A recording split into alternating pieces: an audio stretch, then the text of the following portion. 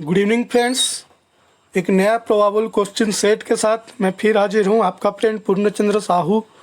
दोस्तों, mining met 2020 का exam recently आने वाला है, तो इसी चीज़ को ध्यान में रखते हुए मैं मेरा एक बहुत दिन बाद एक वीडियो अपलोड करने जा रहा हूँ, जो कि प्रोबेबल क्वेश्चंस के ऊपर बेस्ड है और स्पेशली माइनिंग मेट एग्जामिनेशन के लिए बहुत ही फ़ायदेमंद होगा। तो इस क्वेश्चन सेट को हम लोग आगे बढ़ाते हैं। इससे पहले कि हम लोग क्वेश्चंस के बारे में डिस्कस करें, मैं रिक्वेस्ट करना चाहूँगा कि जो लोग मेरा वीडियो देख रहे हैं मेरा चैनल को सब्सक्राइब करें और बेल आइकन को ज़रूर प्रेस करें। तो शुरू करते हैं आज का video. First question, precaution against fire comes under regulation number dash of MMR 1961। MMR 1961 का कौन सा रेगुलेशन में प्रिकॉशन अगेंस्ट फायर के बारे में बताया गया है। दोस्तों, माइनिंग मेट एग्ज़ाम जो लोग अपियर करने चाह रहे हैं उन लोगों के लिए मैं सजेस्ट करूंगा कि आप लोग ज़्यादातर MMR 1961 के ऊपर ध्यान दीजिए, क्योंकि माइनिंग मेट एग्ज़ाम में ज़्यादातर रेगुलेशन बेस्ड क्वेश्चंस आते हैं और जो इम्पोर्टेंट रेगुलेशंस है वो तो आप लोग सभी को मालूम है, जैसे फायर हो गया, डस्ट हो गया, सरफेस वाटर के अगेंस्ट में जो डेंजर, ये सब जो रेगुलेशंस है ओपन कास्ट वर्किंग 106 वाला, इसको आप लोग ज़रूर अच्छे से तैयारी करके जाइए। तो ये जो क्वेश्चन है इस टाइप का डायरेक्ट क्वेश्चन भी कभी कभी आ जाते हैं कि कौन ये रेगुलेशन में क्या लिखा गया है, वो रेगुलेशन में क्या लिखा गया है। उसी तरह ये पर्टिकुलर क्वेश्चन में पूछ रहा है कि फायर का अगेंस्ट में प्रिकॉशन किस रेगुलेशन में डिस्कस किया गया है। Regulation 114, regulation 119, regulation 124, regulation 127। तो इसका सही आंसर क्या है? Option B, regulation 119। Next questions की तरफ बढ़ते हैं। आज पर MMR 1961 a blaster is a dash. MMR 1961 के हिसाब से एक ब्लास्टर क्या है? ऑप्शंस क्या क्या है? Competent person, officer, official, both A and C। इसका सही आंसर क्या है? एक ब्लास्टर किस कैटेगरी में जाता है? कॉम्पिटेंट पर्सन, ऑफिसर, ऑफिशियल, या फिर दोनों, कॉम्पिटेंट पर्सन भी ऑफिशियल भी?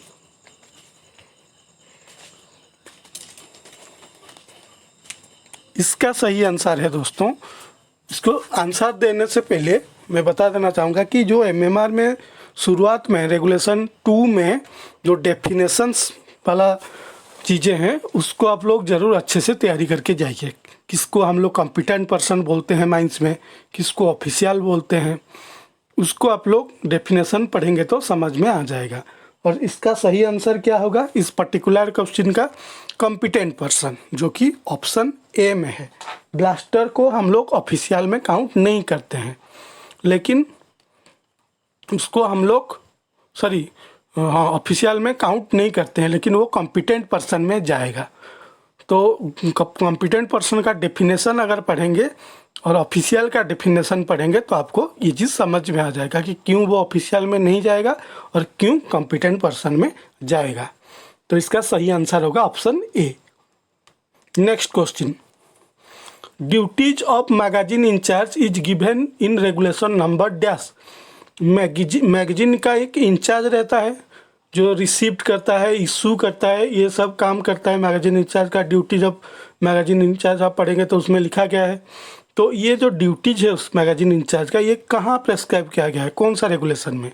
रेगुलेशन 59, 61, 54, 58। इसका सही आंसर क्या होगा? इसका सही आंसर है ऑप्शन डी, 58। रेगुलेशन 58 में ड्यूटीज ऑफ मैगजीन इंचार्ज के बारे में डिस्कस किया गया है। Okay, next question, permissible respirable dust concentration in Indian mines is dash. Indian mines में रेस्पिरेबल डस्ट तो रहेगा माइंस में, क्योंकि हम लोग माइनिंग कर रहे हैं, हम लोग ब्लास्टिंग कर रहे हैं, हम लोग ट्रांसपोर्टेशन कर रहे हैं, हम लोग क्रशिंग कर रहे हैं, हम लोग स्क्रीनिंग कर रहे हैं। तो ये सारे एक्टिविटीज़ में हम लोग रेस्पिरेबल डस्ट को टोटली जीरो नहीं कर सकते। हम उसका कंसंट्रेशन को परमिसिबल लेवल के अंदर में रखने के लिए प्रिकॉशन ले सकते हैं, जैसे वाटर सप्रेशन हो गया, स्टैटिक स्प्रिंकलर वगैरह हो गया। फिर होपर में हम लोग जो फ्यूजिटिव वाटर स्प्रिंकलिंग करते हैं। तो ये सब प्रिकॉशनरी मेजर्स है। तो ये सब मेजर्स लेने के बाद हमारा जो रेस्पिरेबल डस्ट कंसंट्रेशन रहता है इंडियन माइंस में, उसका परमिसिबल फिगर क्या है, मतलब कितना रेंज के अंदर ये परमिसिबल है। अगर उतना रेंज के अंदर रहेगा तो कोई दिक्कत नहीं है। तो परमिसिबल रेंज क्या है, 3 milligram per metre cube of air, 6 milligram per metre cube of air, 5 milligram per metre cube of air और 4.5 milligram per metre cube of air. इसका सही आंसर क्या है? इसका सही आंसर है 3 milligram per metre cube of air. तो ये एक इम्पोर्टेंट क्वेश्चन है, इसको आप लोग ज़रूर याद करके जाइए। Okay, next question. General requirements of mine plan is in MMR 1961 is given in dash. Mine plan जो बनाते हैं हम लोग MMR 1961 के अंतर्गत, उसका जो जनरल रिक्वायरमेंट्स होता है, मतलब जनरल रिक्वायरमेंट्स का मतलब क्या हो गया कि माइन प्लान में हम किस किस चीज़ को शो करेंगे, मतलब कंपलसरी, मतलब जैसे माइंस का नेम हो गया, बहुत सारे चीज़ें, उसका स्केल हो गया, RF हो गया, ये सब उसमें मेंशन किया गया है। कौन सा रेगुलेशन में ये सब मेंशन किया गया है, ये सब general requirements? Regulation 60, regulation 62, regulation 68, regulation 61। इसका सही आंसर क्या है? रेगुलेशन 60। रेगुलेशन 16 में 60 ओके 60। रेगुलेशन 60 में general requirements of mine plan के बारे में डिस्कस किया गया है। ओके, ये एक इम्पोर्टेंट रेगुलेशन है। Modern method of slope monitoring is done by dash. Slope monitoring, slope failure का चांस रहता है कहाँ पे? डंप में। तो उसको मॉनिटर करने के लिए जो मॉडर्न मेथड यूज हो रहा है आजकल, इसको डीजे में सर्कुलर के माध्यम से भी सर्कुलेट किया गया है। तो कौन सा मेथड यूज होता है स्लोप मॉनिटरिंग के लिए? SSR, GPR, GPS, DGPS। इसका सही आंसर क्या है? कोई आदमी जो वीडियो देख रहे हैं उनको लग रहा होगा कि DGPS modern method of slope monitoring नहीं है। इसका सही आंसर है SSR। SSR क्या है? Slope stability radar. Slope stability radar use होता है स्लोप मॉनिटरिंग के लिए। Okay, which one among these is not a notified disease under section 25? Mines act का सेक्शन 25 पढ़ेंगे तो नोटिफाइड डिजीज के बारे में डिस्कस किया गया है। और डीजे में सर्कुलर को रेफर करेंगे तो पहले 5 था नोटिफाइड डिजीजेस, आजकल और 3 ऐड हो गया है, टोटल कुल मिला के 8 नोटिफाइड डिजीजेस है। तो ये जो ऑप्शंस दिया गया है, इनमें से कौन सा डिजीज एक नोटिफाइड डिजीज के तहत हम लोग काउंट नहीं करते हैं? ऑप्शंस क्या क्या है? Silicosis, pneumoconiosis, siderosis, siderosis, asbestosis. ये 4 डिजीज में से कौन सा डिजीज नोटिफाइड डिजीज के हिसाब से काउंट नहीं होता है? इसका सही आंसर क्या है? इसका सही आंसर है सीडेरोसिस। सीडेरोसिस अभी तक एक नोटिफाइड डिजीज के हिसाब से उसको हम लोग नहीं माने हैं। अभी तक कुल मिला के 8 है नोटिफाइड डिजीजेस। ओके, तो उस 8 का आपको याद रखना पड़ेगा नाम। अगर इस 8 का नाम आपको नहीं मिलता तो मेरे को कमेंट बॉक्स में लिख के भेजिए, मैं आपको आंसर बता दूंगा। लेकिन ये जो ऑप्शन में से सीडेरोसिस जो है ये नोटिफाइड डिजीजेस नहीं है, बाकी जो 3 है ये सब नोटिफाइड डिजीजेस है। ओके, नेक्स्ट क्वेश्चन की तरफ बढ़ते हैं। For calculating annual leave with wages for open cast workers 1 day for every 10 days of work. जब ओपन कास्ट वर्कर का annual leave with wages calculation होता है तो उसको कितना दिन वर्किंग के हिसाब से एक लीव मिलता है।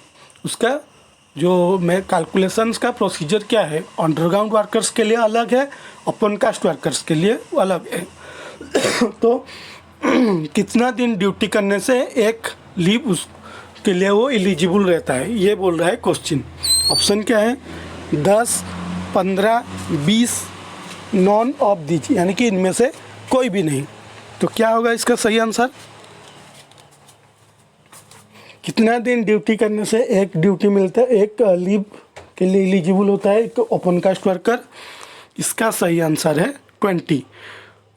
1 day for every 20 working days. 20 का दिन काम अगर करता है एक ओपन कास्ट वर्कर, तो एक लीव के लिए वो एलिजिबल होता है।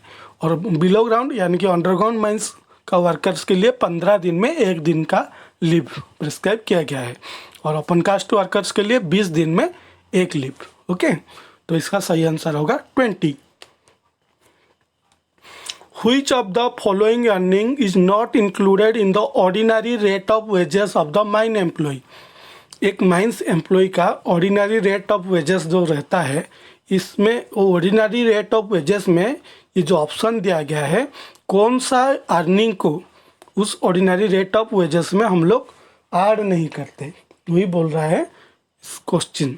ओके, तो ऑप्शन क्या क्या है, basic wages, DA, bonus excluding incentive bonus for production, non of these. तो कौन सा अर्निंग को हम लोग ऑर्डिनरी रेट ऑफ वेजेस में इंक्लूड नहीं करते?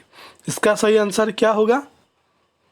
इसका सही आंसर होगा ऑप्शन सी, यानी कि जो प्रोडक्शन इंसेंटिव के हिसाब से मिलता है उसको हम लोग ऐड करेंगे, लेकिन उसको छोड़ के बाकी जितना बोनस मिलता है हर जगह अलग अलग रहता है, वही बोनस को हम लोग ordinary rate of wages calculation करने के समय उसको हम लोग ऐड नहीं करते। तो इस पर्टिकुलर क्वेश्चन का आंसर होगा option C, bonus excluding incentive bonus for production. तो दोस्तों next question, what is full form of PME? PME एक माइन एम्प्लॉय का आईएमई होता है, पीएमई होता है। तो पीएमई का फुल फॉर्म क्या है?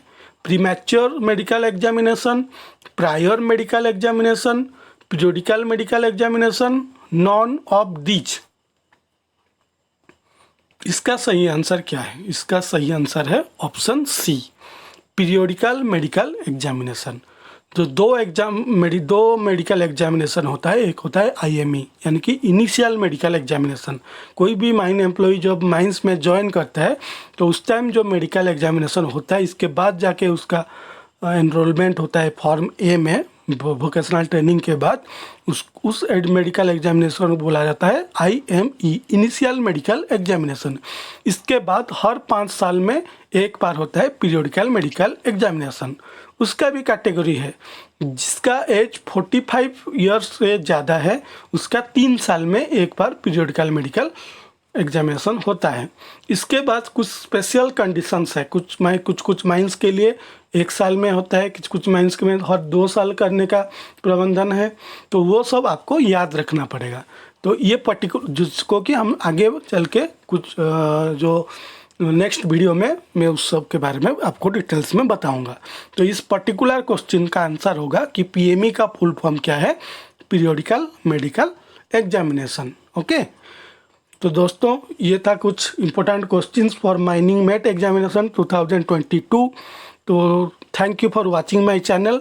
और एक बात आपको ज़रूर बोलूँगा कि मेरा चैनल को सब्सक्राइब कीजिए।